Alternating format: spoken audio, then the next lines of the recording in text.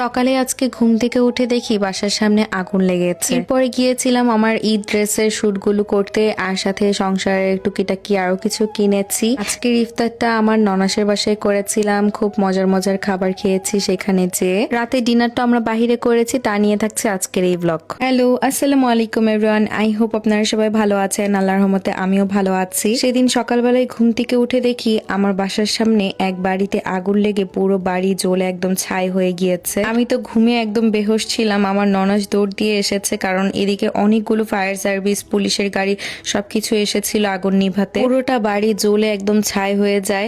Mainly হিটারের থেকে আর গ্যাসের থেকে হচ্ছে আগুনটা লেগে থাকে জাপানে, আর জাপানে যদি একটু আগুন লাগে তাড়াতাড়ি ছড়িয়ে যায়। যেহেতু এখানকার ম্যাক্সিমাম বাসাই হচ্ছে কাঠের হয়ে থাকে, এই জন্য হয়তোবা তাড়াতাড়ি আগুন লেগে যায়। এত বড় একটা ঘটনা ঘটেছে বাসার সামনে, আমি ঘুমিয়েছিলাম বলতেই পারি না। আর এই যে আমার বাসা, আর এদিকেই হচ্ছে কাহিনীটা হয়েছে। শুনেছি সেখানে নাকি বয়স্ক জাপানিজরা থাকে, তারা সেভ আছে, তাদের কোনো কিছু হয়নি। এরপর আমি বাসায় চলে আসি। বাসায় এসে আমার ড্রেসের শুটের জন্য আমি এখানে রেডি হচ্ছিলাম। বিশ্বাস করেন, প্রতিদিন আমার স্বাস্থ্য এখন আর ভালো লাগে না, কিন্তু এটাকেই যেহেতু আমি আমার কাজ বেছে নিয়েছি, আমাকে তো আমার কাজ করতেই হবে। যে এই ড্রেসগুলোর আমি শুট করব, সেগুলোকে আমি একটা ব্যাগের মধ্যে ভরে নিচ্ছিলাম। আমি সবসময় এমন একটা মেকআপ করি যেন এক মেকআপ দিয়ে আমার 3-4টা ড্রেসের শুট হয়ে যায়। প্রতিদিন মেকআপ করা আমার পক্ষে একদমই সম্ভব না। প্লাস আমার সংসার আছে, আমার সংসারে আসলে অনেক কাজ থাকে, সেগুলো আমার নিজেরই করতে হয়। বাহিরে অনেক ঠান্ডা, এই জন্য আমি একটা জ্যাকেট পরে নিয়েছি, আর এইভাবেই সাইকেল চালিয়ে আমি এখন পার্কে যাচ্ছি। হয়তোবা ভাবতে পারেন আমি সবসময় সেজে গুজে ছবি তুলি, এটার মধ্যে আবার কিসের কষ্ট?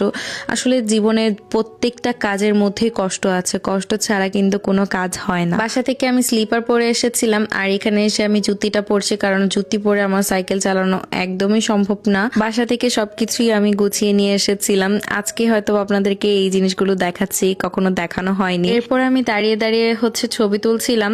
এক জাপানিজ বুড়ো এসে আমাকে খুব সুন্দর সুন্দর বলল, দেন হচ্ছে তার ফোন দিয়ে সে আমার ছবি তুলছিল, আর পাশে থেকে তার ওয়াইফ আমাকে বলছিল আমাকে খুবই সুন্দর লাগছে। এই জিনিসটা আসলে আমি প্রায় প্রায় ফেস করি পার্কে গেলে, কারণ তারা আমাকে ডিফারেন্ট ড্রেসে দেখে। এই জন্য বলি, আমার পরা এই সুন্দর 3 পিসটা আপনারা কোথায় পাবেন? এই ড্রেসটা আপনারা হ্যাভেন ক্লোথে পেয়ে যাবেন। আমার ভিডিওর ক্যাপশনে তো আমি অবশ্যই পেজটা ট্যাগ করে দিব।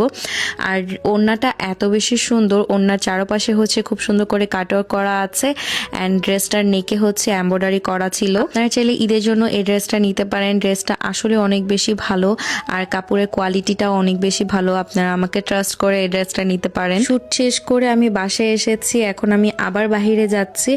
এক আপু আমার কাছ থেকে এই শাড়িগুলো আর এই ড্রেসগুলো নিয়েছে। এই ড্রেস আর শাড়িগুলো আমার অলরেডি পরা হয়ে গিয়েছে, এগুলোকে আমি একদম লেস প্রাইসে সেল করে দিয়েছি, কারণ প্রত্যেকটা ড্রেস আর শাড়ি আমার মিনিমাম 1 ঘন্টার মতনই পরা হয়েছে, এর ঊর্ধ্বে আসলে আমার পরা হয়নি। তো অনেক কম প্রাইসে আমি যেহেতু সেল করে দিয়েছি, আপু অনেকগুলো ড্রেস আর শাড়ি নিয়েছিল। এরপর পোস্ট অফিসে যেয়ে আমি হচ্ছে পোস্ট করে দিয়েছি। আপনারা যারা জাপানে থাকেন, স্টুডেন্ট আপুরা আছেন, আমার কাছ থেকে ড্রেস নিতে চান, আমাকে ইনবক্স করতে পারেন। এখান থেকে চলে যাই আমি ডাইসোতে যেয়ে আমি কিছু কুকারিজ আইটেম গুলো দেখছিলাম। দেখেন কি সুন্দর, প্রত্যেকটা জিনিস মন চাই যে নিয়ে নিই। আমি ভেবেছিলাম যে 1000 ইয়েনের মতন আমি এখানে শপিং করব, কিন্তু না, ঘুরতে ঘুরতে দেখতে দেখতে আসলে সবকিছুই পছন্দ হয়ে যায়। এই ছোট ফ্ল্যাক্সটা আমার খুবই পছন্দ হয়েছিল। এরপর আমি এটার পিঙ্ক কালারটা নিয়ে নিয়েছি, আর কিছু হচ্ছে ডাস্ট পরিষ্কার করার জন্য আমি এখানে ঝাড়ু দেখছিলাম ছোট, তো সেগুলো নিয়েছি। কাপটা আমার এত পছন্দ হয়েছে, আমার এটা রেখেই আসতে ইচ্ছে করছিল না। এরপরে সেটাও নিয়ে নিই, এটাও ভালো লাগছিল, বাট এটা সেদিন আর নেইনি, এটা নেক্সট টাইম নিব। টুকিটাকি অনেক শপিং করেছি, কি করেছি সেটা বাসায় যেয়ে আপনাদেরকে অবশ্যই আমি শেয়ার করব। আমি যখনই এই রাস্তাটা দিয়ে যাই, তখনই এই গাছটার দিকে একদম মুগ্ধ হয়ে তাকিয়ে থাকি।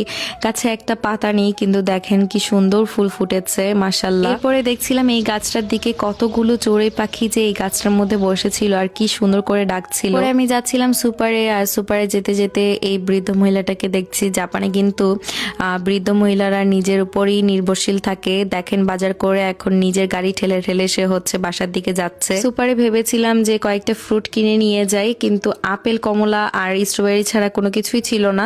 আমি আপেল, কমলা আমার একদমই পছন্দ না, তো এখান থেকে আমি স্ট্রবেরি নিয়ে এসেছিলাম। এটা দেখেন একদম হার্ট শেপের ছিল।